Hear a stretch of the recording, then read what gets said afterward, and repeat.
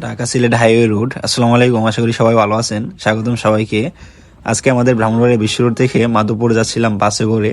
তো বাস থেকেই ভিডিও করে দেখানোর ট্রাই করতেছি যে ঢাকা সিলেট হাইওয়ের যে 6 লেন প্রকল্পের কাজ চলমান তা আপনাদেরকে যতটা পারে দেখানোর ট্রাই করতেছি আর কি। এই যে পুরনো লেন দিয়ে কিন্তু বর্তমানে বাস চলতেছে, মানে বাস সহ অন্যান্য যত যানবাহন সবগুলাই কিন্তু পুরনো লেন দিয়ে চলাচল করতেছে। আর তারই পাশে কিন্তু দেখুন, মানে বিশাল জায়গা জুড়ে যা নতুন লেন করা হবে বলে বালু দিয়ে ভরাট করা প্রায় শেষ। বর্তমানে কিন্তু বিভিন্ন পয়েন্টের মধ্যে ধাপে ধাপে আপনার পাথর দিয়ে রোলার দিয়ে চাপানো হচ্ছে, তারপর পিচ ঢালাই কার্পেটিং করা হইতেছে।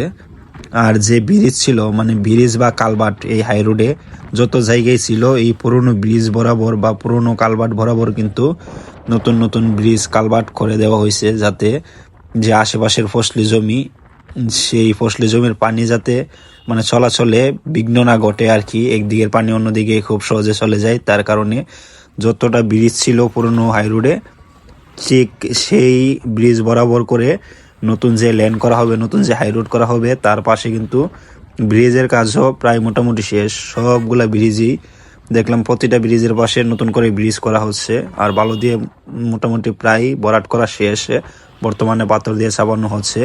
তারপর ধাপে ধাপে পিচ ঢালাই করা হবে।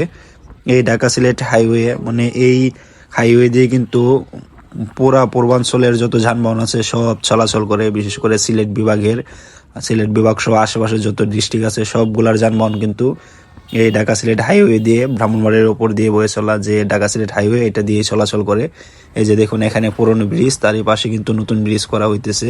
যাই হোক, এই হাই রোড কাজ সম্পন্ন হয়ে গেলে পুরা সিলেট বিভাগের সাথে মানে ঢাকার যোগাযোগ ব্যবস্থা অনেক বেশি সহজ হয়ে যাবে।